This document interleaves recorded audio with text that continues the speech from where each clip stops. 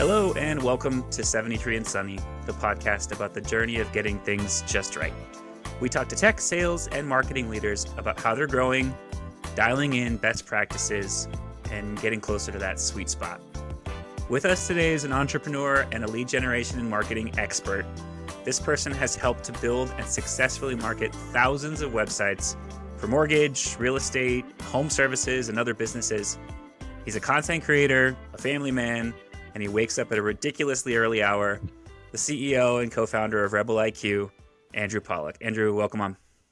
Daniel, thanks for having me. Excited to be here. Interesting times. Been sharpening my skills as a result, but always fun to share kind of the ups and downs of the journey, because I know everybody's in a different spot, and sometimes these types of conversations definitely help people. I know I've gotten a lot out of these, just tuning into other entrepreneurs, and love what you guys are doing at Verse as well. So thanks for having me. Thank you. Yeah. So to give some context to everyone, you've been in the lead generation and marketing space for almost 20 years. Can you go through your background and how you got to start Rebel.iq?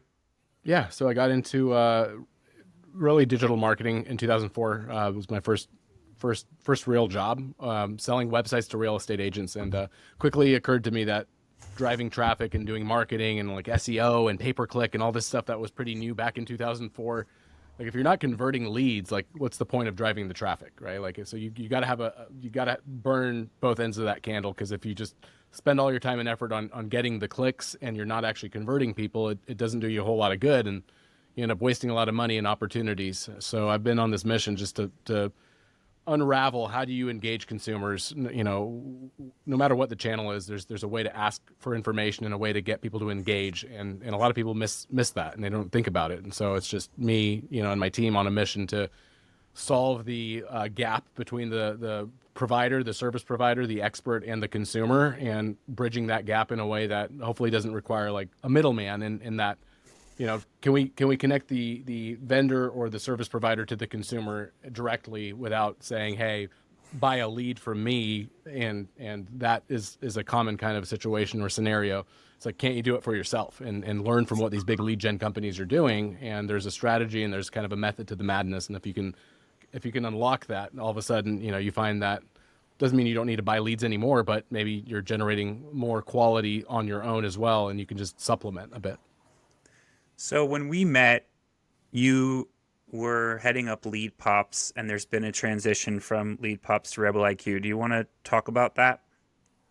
Yeah, that's it was a critical kind of decision, right? To rebrand and rename the business. That can go a couple different ways, and you guys know a lot about that. We do.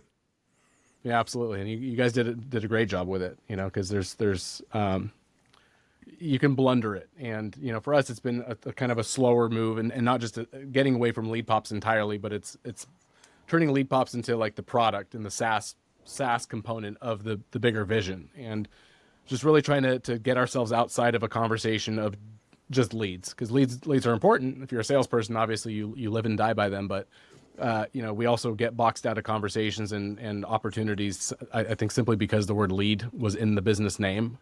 And there's just so much more to having success online and with marketing than just getting you leads, right? So we wanted to look at a bigger picture, a bigger vision, and helping clients solve more of the customer journey than just, talk to some of these people who have at one point in time expressed interest in something that you offer. It's like, okay, so what happened? How do you get the leads? What bucket do you put them in? How do you score them? How do you qualify? How do you follow up? Which is such a huge missing piece for so many people, is you get them the leads and they drop the ball there. So it's like you gotta tackle and really look at multiple angles to be successful online. And if we're just kind of talking about leads, then we're not addressing other key areas. So it was just it's been an ongoing kind of move towards a bigger vision, but still kind of working through that.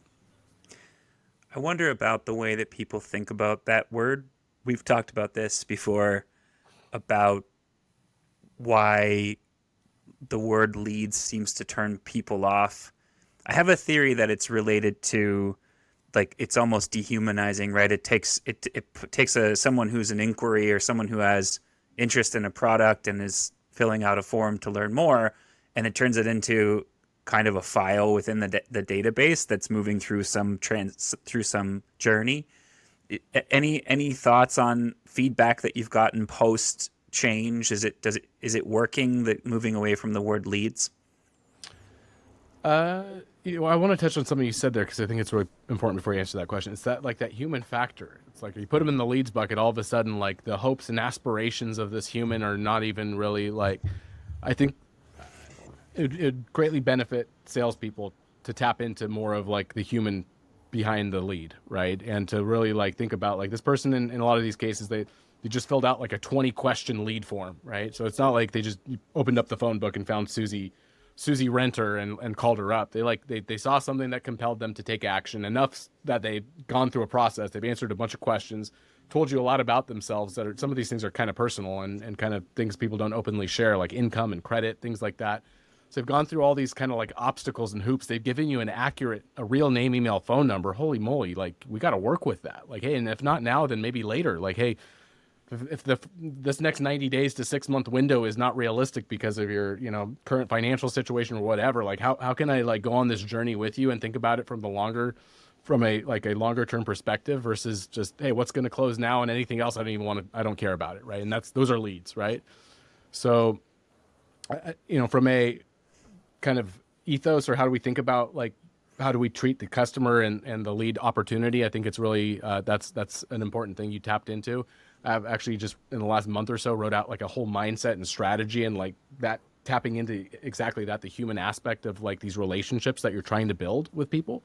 Because even if they can't do alone, they've got friends, they've got family, they know people, maybe not now, maybe later. Like these are opportunities. We don't want to just squander them and kick them to the curb because I can't get paid off you in the next 90 days. And if I can't get paid off of you, then I don't really want to help you or talk to you.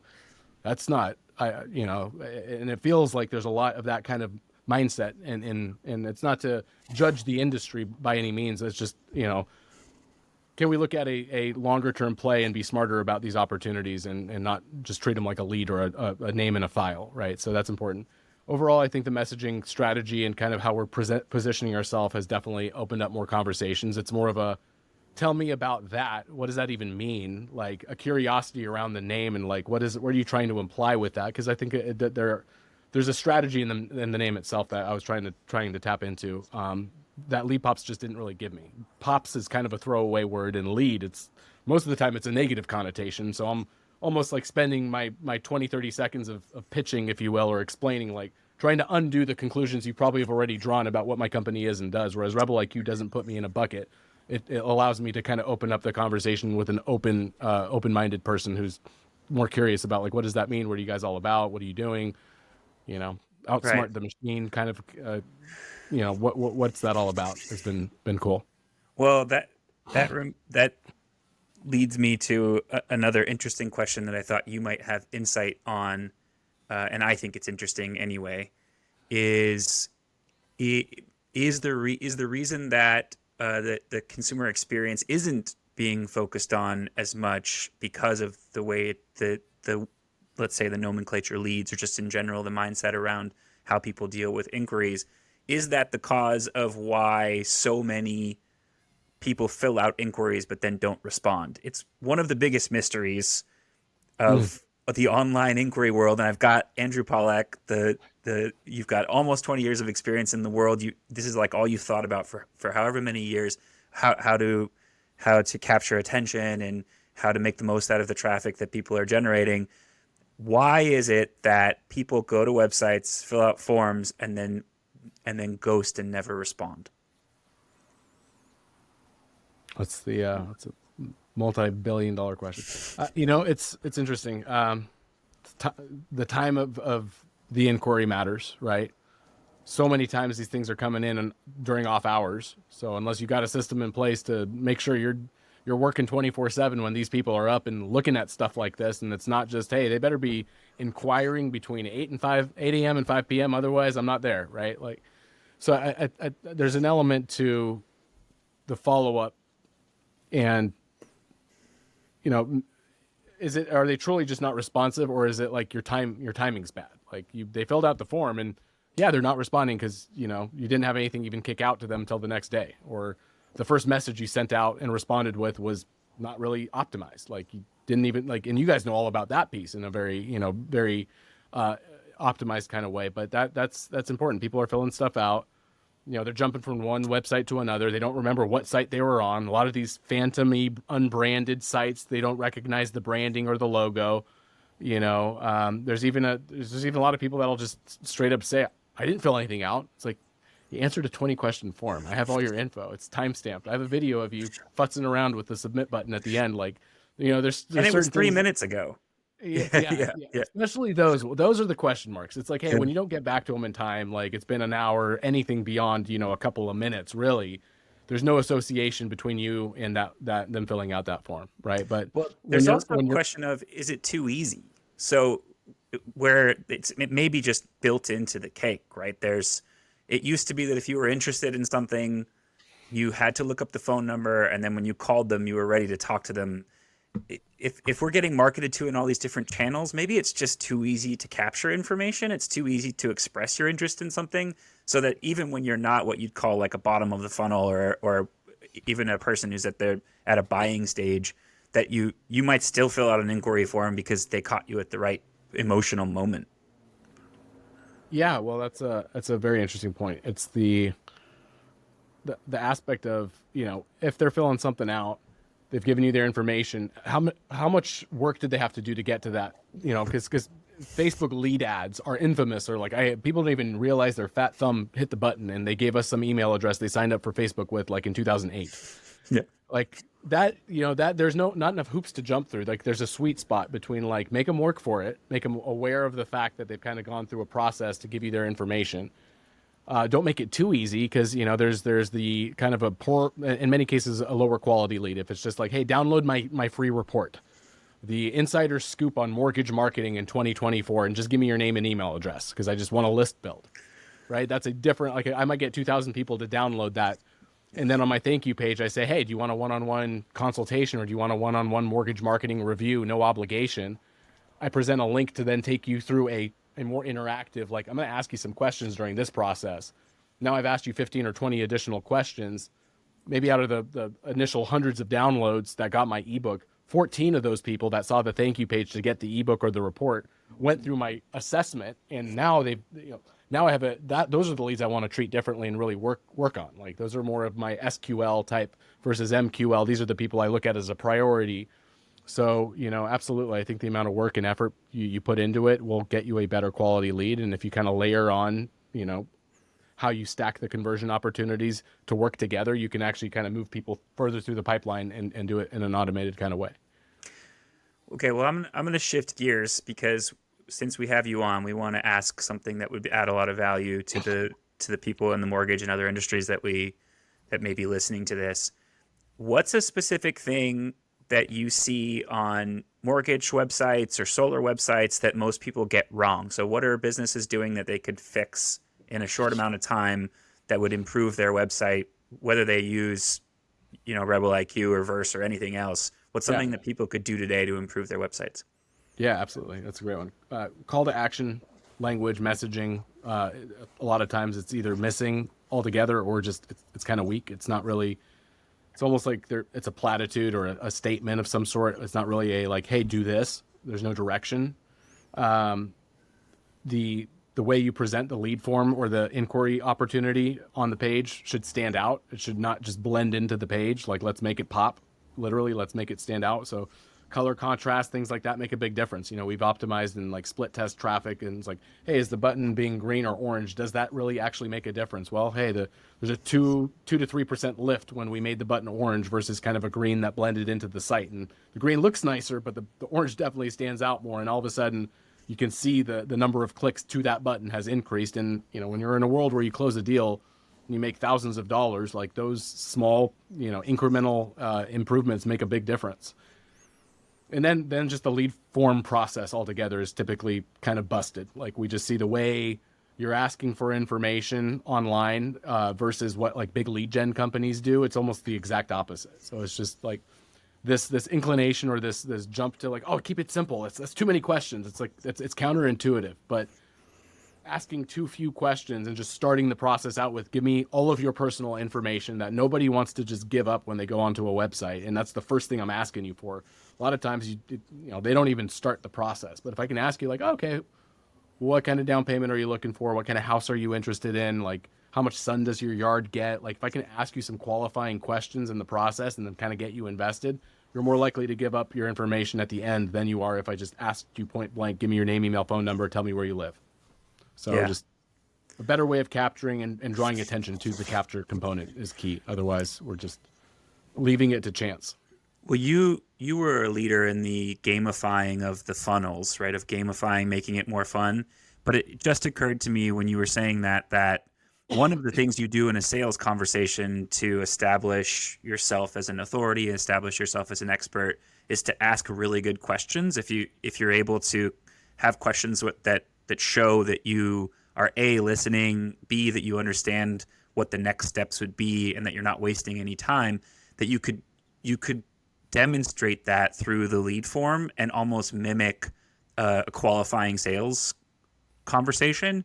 And it makes the person who's filling out the form feel that whatever is going to happen next is going to follow a certain path and make a lot of sense and isn't going to be a waste of time.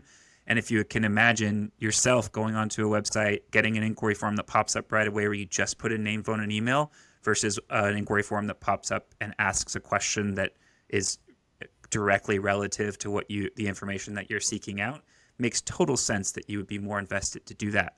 And I'll share a quick anecdote from our time at Verse and what we experience in terms of conversation design and putting these campaigns together. There's always, almost with every single customer, there's a time that they say, we'd like to get this one more piece of information via text. And it might be, credit score, or it might be, have they already picked an agent to work with, or have they already chosen a home? And in some ways, you're having a text conversation. What we're talking about via the inquiry form almost is an extension of the inquiry form. Sometimes is first you have to, we're switching to a new channel via SMS. You have to establish some trust. So asking a question or two is actually helpful to keeping the conversation going, because if they've answered that question, now they're kind of willing to take the next step with you. But you also, at some point, you say, look, we've examined, we're trying to optimize this campaign. We see that 17% of people drop off when you ask this fifth or sixth question. What about just throwing that in the lead form? They're already answering like 14 questions. Why don't they ask 15 questions, and then we don't have to ask that one, and then we can move right on. So optimizing for how much information can you get on the front end so that you're not losing people, so that you're not annoying them. If they're, and maybe even you can elaborate on this, but not asking the same questions again. Like, you can confirm some information, but how annoying is it when you answer a question on the form and you get on a call and they ask you the same exact question? It's like going to the doctor's office and filling out your address 4 times. So literally just did that over the weekend with the situation. I'm like texting him back. I'm like, you should have asked me this. Anyway, yeah. Yeah. Well, you save money, save time. Honor their time as well. It's an interesting problem to solve. That's interesting because that's exactly what it's meant to do. It's meant to say, okay, well, what would you ask me if I walked into your office? Here's like 10 minutes worth. And I'm not trying to say, okay, well, let's just remove the need for conversation, rapport building, and like that piece of it's important. But it's like, hey, let's jump ahead and move a little bit more quickly. You spending 30 seconds literally flying through this process, answering a bunch of easy questions is going to be a very quick way to get me the information I'm going to need so we can hit the ground running and we can move quicker. And then we can spend time. I'll verify a couple things because you said this and this. I just want to make sure that's correct. And now I can ask you some more questions and kind of go further through the process, and you feel like you've gotten somewhere. And I've even seen clients kind of couple things. Like, I'm a proponent, obviously, and I've already stated, of putting the longer form option right on the website, right in the email campaign, right in the blog post. But some people are latched onto that basic contact form, and it doesn't mean don't have one. But if it's like, hey, you filled out my contact form, maybe my autoresponder or my text message sequence then says, hey, thanks for filling this out. Now take this quick 30-second or answer this quick 30-second questionnaire to move the process further along, or to kind of keep things moving. So you can, like, now I text you a link to the survey or the questionnaire that gets me the basic information in a really quick and easy kind of way. So we're not just kind of going through a more difficult or slow question and answer process to get me the information I'm going to be looking for. Okay, I'm going to shift again, Andrew, and I'm going to quote you. This is a post on LinkedIn. You said, short term thinking has plagued the mortgage industry, treating loans like one time transactions, shunning future opportunities unless they fit into a perfect box. I have two questions for you.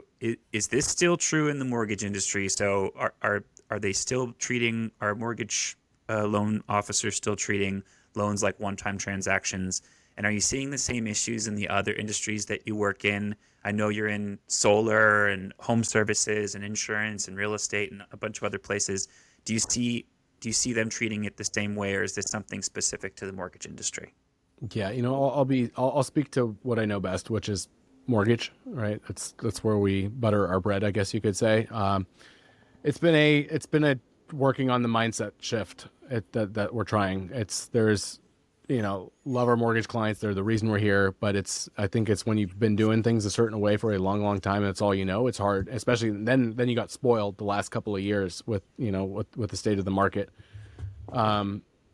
So I don't know about the other verticals and industries as much as I do with mortgage, but that it's been a challenge. It's like focusing on only seeing value in loans or opportunities that are going to close in the next 90 days to 6 months is definitely a problem. And I think that it doesn't seem to exist, at least in our world, right? We sell software. We're there's a much more dialed in kind of process and expectations in other sales verticals and industries than there appears to be in mortgage. So I do think there's a lot of room for improvement, and just coming to terms with the reality of the fact that anybody that's in a mortgage that's less than a 4% rate, they're probably going to be not making any decisions on a voluntary kind of like, wouldn't it be nice to just live in a different part of town, and some of that stuff is just not really happening. So the market opportunities that exist are what they are, and you got to be willing and able to work with people, and those that are building their database, that are building their conversations, that are creating relationships in a meaningful kind of way, even if it's not dollar signs and closed loans in the immediate, are going to be the winners on the other side of it. So it's still a challenge. It's still something we try to work on with our clients, but I definitely see it as a big issue in the mortgage world of just only caring about the stuff that seems to like there's going to be a payout and pretty quickly, and otherwise like screw that, like why would I waste my time? Yeah, that's kind of that's kind of what I thought, but at at least there's attention being paid. I see through most of your content, and content around you is trying to help people transition from caring about a single transaction and caring more about the people involved. So I love that push forward. I'm going to shift now to one of our favorite topics, which is AI. We've recently gone through a brand change, as you know. Behind our brand change, just so that it's clear, Verse, we bought the domain Verse.ai when we transitioned 4 years ago to being Verse.io. And we bought the domain, but we're scared, and we'd spent the last we've been a company for about 10 years, but we spent the last 7 years essentially building the AI that we use internally, and the automation that we use. And it was just a matter of us thinking that people weren't ready, like that if we had changed to Verse.ai, that it would have scared people. That the public sentiment about AI has changed a lot in the last 4 years, and we thought it was time to kind of to label ourselves properly, that the time was right. So it is one of our favorite topics. So if at all, how are you seeing AI being used in your world? And do you have any tips or thoughts on AI adoption in the mortgage world or in the mortgage marketing world? Yeah, I'm a user myself of, I use ChatGPT and recently Claude. I'm a fan of Anthropic's tool. It's pretty neat. It's just, and this isn't, I'm not saying anything that hasn't been said, but I agree with it, which is why I say it. It's like the people that know how to use it and kind of leverage this tool are going to be way ahead of people who aren't, because it can not meant to replace you and do your work for the lazy person, but it's just, I think it just accelerates someone who's creative, someone who's good, who's not wanting to get bogged down by kind of minutia type stuff. You can definitely leverage AI in a lot of really interesting ways, from creating marketing campaigns to follow-up sequences to messaging. Like I've just used it a lot in terms of just writing and automating that kind of content aspect of just like templates, things like that. Not my own content, even though I've tried to play with like loading up a bunch of my own stuff to say like, teach it, learn from me. How would you I'm like, what it spits out's always like too salesy, cheesy sounding. I'm like, man, is that really shit? The AI thinks I'm way too. Yeah. I don't know. So for that, I haven't been able to use it because I love this idea of like uploading everything I've ever posted to LinkedIn, and then maybe I'll try it with Claude because I just got onto Claude 2 weeks ago. So maybe I'll try it because OpenAI has not been anything I've been happy with. But just like template creation, questions like, give me a list of the top 150 like verticals that a mortgage professional should be tapping into as a potential referral partner. Yeah. 30 seconds later is a massive list. It's just like, all right, well, there's so much that you can do with it. I think it's amazing. I started a little side project called Sidekick GPT, which I just kind of put on the back burner. I almost got it live. I actually built it using OpenAI, so it coded the entire like base of the product. It coded a Chrome extension for me. And it was just like a prompt generator where I would say, write me an X, insert type of prompt from a drop-down menu about this using a target audience, and it would spit the thing out. So, I mean, there's just so much you can do with it. I think it's interesting. I'd love to layer it into our product in some sort of way. You know, I get excited with it because I think there's just, obviously we're at the very, like, imagine where we're going to be at. If it's doing what it's doing now in 5 years, holy crap, it's crazy. But trying to think of ways we can use it in our own product, from content creation, filling in content blocks, dynamic, you know, could the question and answer sequence of the form actually change dynamically based on learnings of like, people don't like that question, or maybe it would be better to drop that question towards the end. Like a lot of cool stuff. I'm not doing these things yet, but it's all definitely rattling around in my head. Yeah, I wonder about, so one of the kind of repeated tropes that we keep hearing is AI is not going to replace you. People who can use AI effectively might, and maybe Yeah, will. that's exactly the trope I said. So there you go. Whether you like it or not, I agree with that sentiment. I feel like if you're good with it, you're going to be ahead of people who are not. Like someone sitting here writing the About Us section on a template when I just had freaking OpenAI spit that out in 10 seconds for me and I'm done. Like, I don't know. Well, it directly mirrors the pain that we were solving when we started as a business. Because Verse, you know, before we were Verse, when I first started, we were a glorified contact center. We had young, cool, good-looking kids making phone calls and texting people in a big office, and they had cubicles and they were drinking Red Bulls, and it was like it was a really great environment. We had a ton of really talented, cool people, and they went crazy because they were repeating they were copy pasting the same responses to the same questions all day. And you were like, and they were happy where they were, but not, you know, you can only do that for a few weeks of copy pasting the same responses to text messages before you go, I just want to have a regular conversation. And so what we set out to do was, can we automate the stuff that they're repeating over and over again, and only put humans on the conversations that require the empathy and the human experience and that are complicated. And that was the birth of what Verse is. And so that's still what we're trying to do today. What's the only difference or change is that we're able to do a lot more of it. And so the humans are still in the loop, but they're only being brought in for things that are, you know, next level conversations. And I think it's interesting that if you apply that to the rest of what's happening in the world, all the things you do, you know, like that you have to manually go search through Gmail to find good examples of, you know, an email that was effective or something, rather than saying, analyze my Gmail, find me the most effective email, the highest open rate I've ever had with our marketing, and then craft another email that's similar but speaks to this point.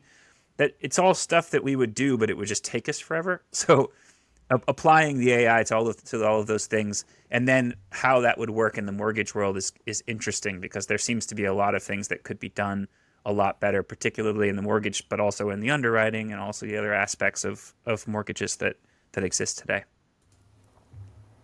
Yeah, I mean, it's gonna be interesting to see who comes out at the top, because it's been kind of messed with in the mortgage space for a while. So there's this like balance of automate it to a certain point, but don't automate the loan officer out of the process entirely. But then there's a conflicting battle between, well, wouldn't you really kind of want to automate the LO out of it if you could? Yeah. Be honest, right? Yeah.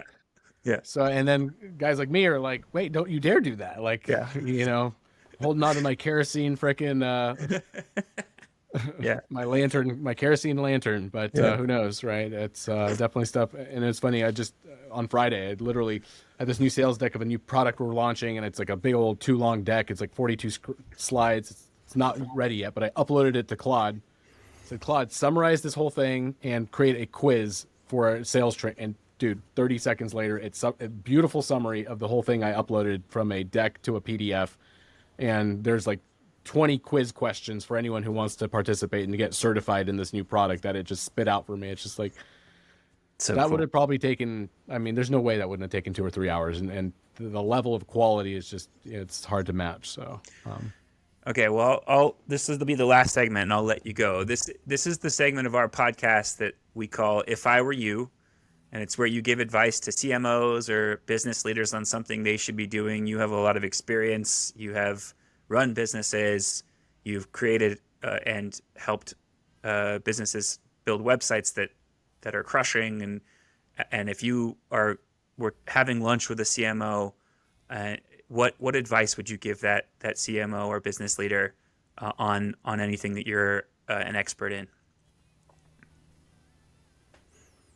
okay. It's a good question. You can start with "If I Were You." If I were you, I would immerse myself and just take in as much info as I can, but move quickly because you don't have all the time in the world, and the guys that come in that are expensive, that takes 3 months, 6 months of work, drinking from the fire hose, just to like, you gotta do this quick, but learn, get the download, find ways that you can add value as quickly as possible. Don't try to find the biggest home run where you swing once and it's in the upper deck. Like, literally look for some quick wins, some low-hanging fruit, stuff that makes sense that nobody's tapping into.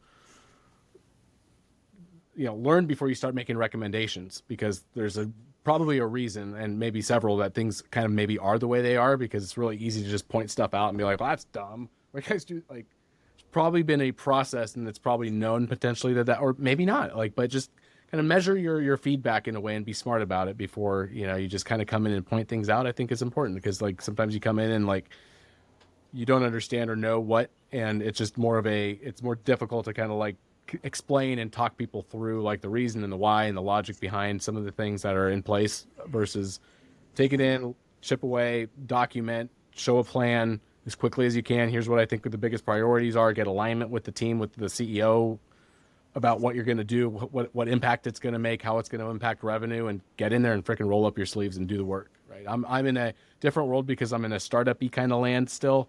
So you don't get lost in the like the different departments where you're just kind of in there. Like, you got to be pulling your weight and you got to be making a difference, because the team is small enough where one weak link definitely, you see it and you smell it and everybody knows it and you can't hide. So Yeah.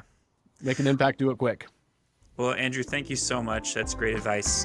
We appreciate you having you on here, and look forward to seeing what Rebel IQ does. Thanks, Daniel. Thanks, man.